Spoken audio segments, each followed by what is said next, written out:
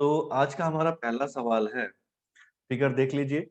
हम इस ब्लॉक पे, है ना, एक फोर्स लगा रहे हैं इस एंगल पे, थीटा एंगल पे, और ब्लॉक और जमीन के बीच में फ्रिक्शन है, और फ्रिक्शन कोफिशिएंट कितना दे रखा है, म्यू दे रखा है ना, घर्षण नियतांक म्यू दे रखा है। और बोला जा रहा है find F max for the body to be at rest, है ना। तो आपको बताया जा रहा है स्थिरता के लिए जो बल हम लगा रहे हैं एफ, उसकी अधिकतम मान क्या होनी चाहिए। तो चलिए पहले तो सवाल को सॉल्व कीजिए। तो अगर आप फोर्सेस को रिजॉल्व करेंगे तो देखिए, एन और एम जी पहले से ही था, है ना। एफ एंगल पे था नीचे की ओर, तो उसका घटक यानी कि component F cos theta and F sin theta. और चूंकि ये ब्लॉक जो है सरकने की कगार पे है, सरकने ही वाला है, ऐसा सिचुएशन हमारा हो रहा है, तो इसलिए पीछे की तरफ जो घर्षण बल है, पीछे की तरफ जो फ्रिक्शनल फोर्स है, उसकी अधिकतम वैल्यू, उसकी मैक्सिमम वैल्यू यहाँ पे हो रही होगी, एंड दैट्स व्हाई यहाँ पर हमने इसको एफ मैक्स लिखा। अब करना क्या है भाई, सरकने के कगार पे है तो सारे बलों को इक्वेट करो, है ना। बल, कौन सा बल किसके साथ बैलेंस हो रहा है वो देख लो, है ना, कौन सा फोर्स किसके साथ बैलेंस हो रहा है। तो राइट हैंड साइड में देखो और लेफ्ट हैंड साइड में देखो, एक्स एक्सिस के अलॉन्ग देखो, F cos theta F max को बैलेंस कर रहा है, F cos theta F max को बैलेंस कर रहा है। तो एफ मैक्स की वैल्यू क्या थी, म्यू टाइम्स एन, है ना, तो mu times N. Y direction में देखो, तो वाई डायरेक्शन में एन इसको बैलेंस कर रहा है, एफ साइन थीटा और एम जी को। वाई डायरेक्शन में एन बैलेंस कर रहा है किसको, एफ साइन थीटा और एम जी को। तो ये हमने इसका फर्स्ट और सेकंड इक्वेशन इनको लिख दिया, है ना, ये हमारा फर्स्ट एंड सेकंड इक्वेशन। अब चलो फर्स्ट एंड सेकंड इक्वेशन को अगर हम सॉल्व करेंगे, है ना, तो from first and second short में लिख दिया, ठीक है। पहला और दूसरे इक्वेशन से हम क्या लिख सकते हैं भाई, हमारा एन की वैल्यू तो डायरेक्ट आ गया ना, F sine theta plus M G, बिठा दो यहाँ पे एन की जगह पे। तो F cos theta is equal to mu times N, और एन के जगह पे कितना है, तो एन के जगह पे हमारा F sine theta plus M G, ये वैल्यू है। तो देखो यहाँ पर ये एफ की वैल्यू है ना, तो ये भी तो एफ ही है, तो दोनों एफ दाएं बाएं ऐसा कभी नहीं रह सकता है ना। अब ये नहीं बोल सकते कि यहाँ पे एफ है, एफ की वैल्यू हो गया म्यू इनटू ब्रैकेट में F sine theta plus M G upon cos theta, गलत हो जाएगा। क्यों, एक एफ राइट हैंड साइड में रहेगा कि नहीं। तो यहाँ पर ये मैथमेटिक्स से आप लोग को ये समझना है, इस एफ को राइट, यहाँ से राइट हैंड साइड से दाएं साइड से लेफ्ट हैंड साइड लेके आइए पहले, है ना, और सारे एफ को एक साथ कीजिए।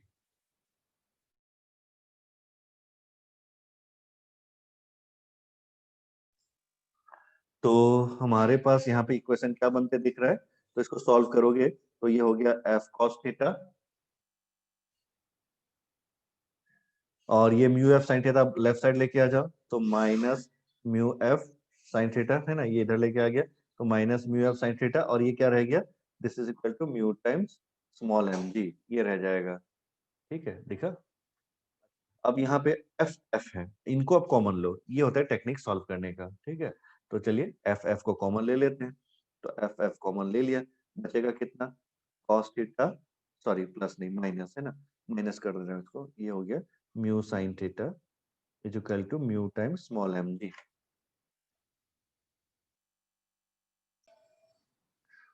तो देखिए आपका वैल्यू आपके सामने है, एफ cos थीटा, है ना, और यहाँ से म्यू एफ साइन थीटा, है ना, से एफ एफ कॉमन ले लिया, तो cos theta minus mu sine theta, है ना, cos theta minus mu sine theta is equal to mu M G. तो एफ की वैल्यू निकालना था, तो एफ की वैल्यू आपकी आ गई।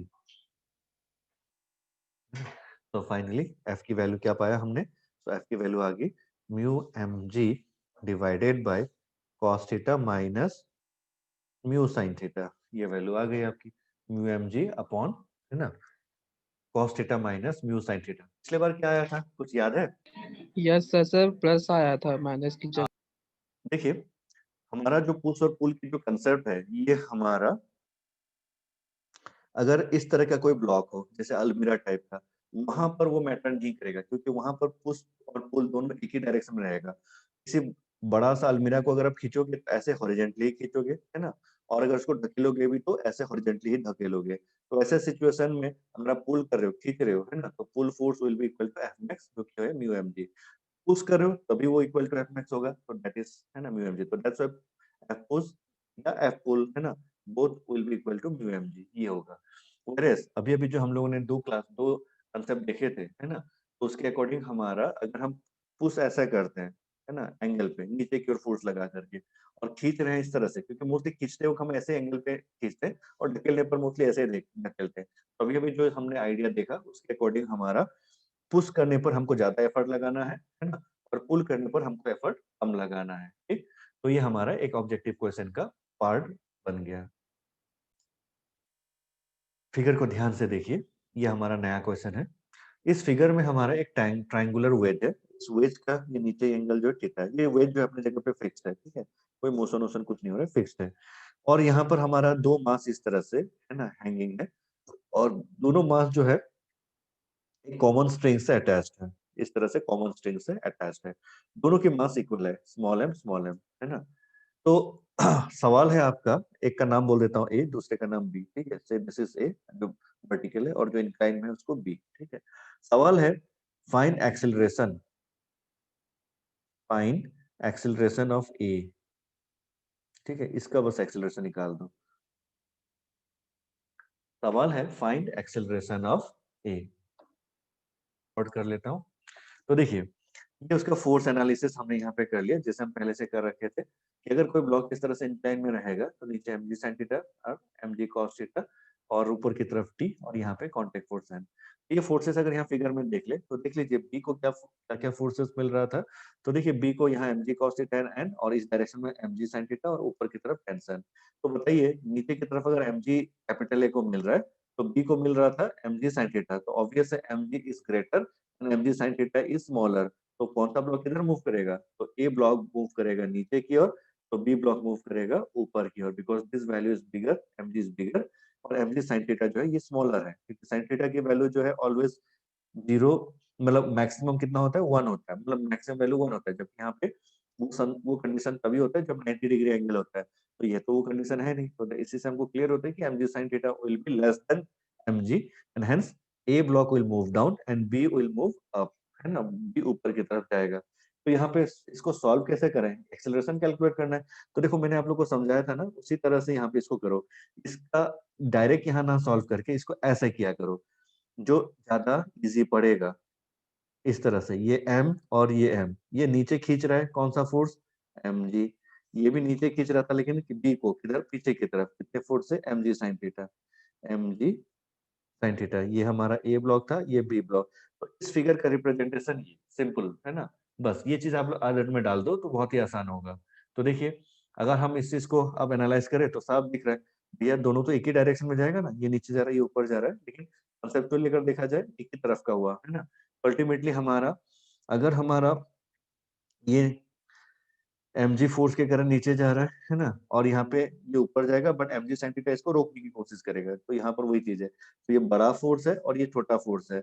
तो याद करो जैसे मैंने समझाया था, बड़ा माइनस छोटा फोर्स क्या हो गया, नेट फोर्स है ना, और net force divided, net force is equal to mass into acceleration होता है। तो फिर डायरेक्टली निकला है, या लिख लेते हैं चलो, mg बड़ा फोर्स है और छोटा फोर्स क्या है, mg sin थीटा। तो ये हो गया हमारा नेट फोर्स, और net force is equal to mass into acceleration. तो मास दोनों टोटल कितना है, तो टोटल मास था ट्वाइस एम, और एक्सेलरेशन उसका ए, है ना। दोनों तो कॉमन एक्सेलरेशन ए से ही पास करेगा, है ना। तो ये दोनों एक ही डायरेक्शन में जा रहा है, ये इफेक्ट। तो हमको क्या चाहिए था, ए चाहिए था, तो ए निकल आया, है ना। तो लेकिन इससे पहले देख लो, लेफ्ट हैंड राइट हैंड में एम एम कॉमन है, कट जाएगा, है ना। तो यहाँ पर सिर्फ हमारा G minus G sine theta बचेगा, ए की value will be G in bracket one minus sine theta, है ना, ये रह जाएगा, एम तो कट चुका है, डिवाइडेड बाई टू।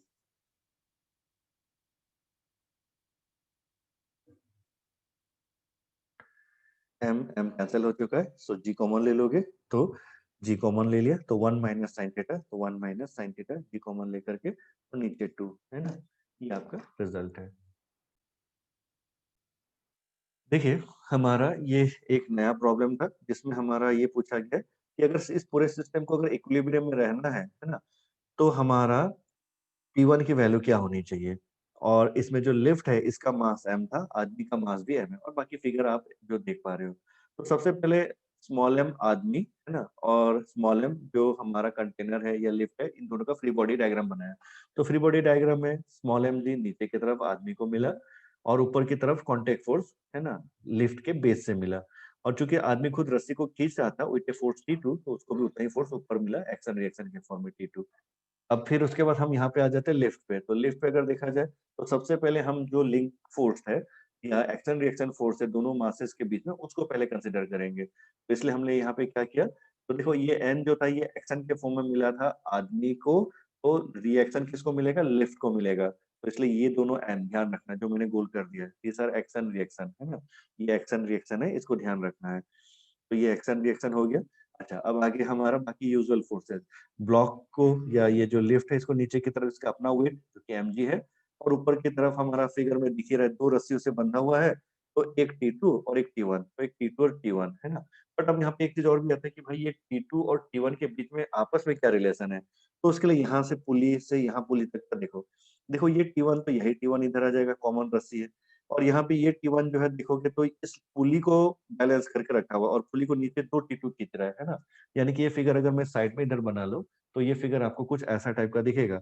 ये जो नीचे वाला पुली था, इसको नीचे की तरफ 2 ठो T2 खींच रहा है, एक T2 इधर और एक T2 इधर है ना, T2 2 ठो खींच रहा है, और ऊपर की तरफ एक T1 था, ये ऐसा। ठीक है, ये फिगर देखो राइट हैंड साइड में थोड़ा सा दिख रहा है, देखो T2 दो पुली, दो टेंशन फोर्स पुली, सेकंड पुली को नीचे खींच रहा है, और फर्स्ट पुली का ये T1 ऊपर से यूं आया, और ये T1 जो है इन दोनों T2 को क्या कर रहा है, बैलेंस कर रहा है, तो इसलिए ये फिगर यहाँ पर साइड में बना दिया। ठीक, तो ये छोटा वाला पुली है, ये दूसरा वाला पुली है, ठीक है, ये दूसरा वाला पुली है। तो अब चलो फोर्सेस को क्या करना है, इक्वेट करना है और कुछ नहीं। ठीक है, कौन सा फोर्स किसको बैलेंस कर रहा है, क्योंकि एक्सेलरेशन तो पूछा ही नहीं है ना, तो कौन सी फोर्स किसको बैलेंस कर रहा है, तो देखो T2 plus N equal to mg होना चाहिए, लिख देते हैं इसको है ना, अपने अपने फिगर में देख लो है ना, मैंने जो जो बता दिया आप लोग नोट कर चुके हो, तो मैं स्क्रीन में अभी अपना वैल्यू डाल दे रहा हूँ इक्वेशंस को। तो सबसे पहले हमारा T2 plus N equal to small mg बन जाएगा, पहला इक्वेशन। दूसरा इक्वेशन बनेगा T1 plus T2, T1 plus T2, T1 plus T2 equal to mg plus N, equal to mg plus N.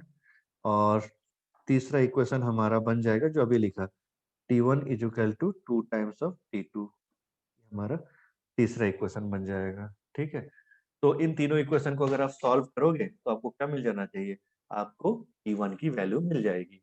कैसे, कहाँ से करें, तो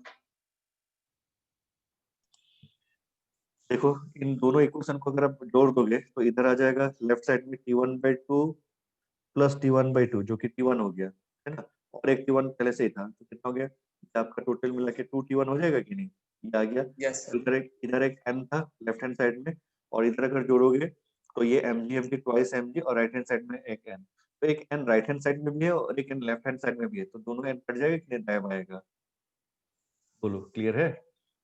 यस सर। तो बचेगा कितना, तो इधर बचेगा, इस पार्ट में देख लो सिर्फ 2 T1 बचेगा, mn तो कट गया, और इस पार्ट में बचेगा सिर्फ ट्वाइस mg, तो 2 2 कट जाएगा फिर है ना, तो T1 की वैल्यू आ गई स्मॉल mg।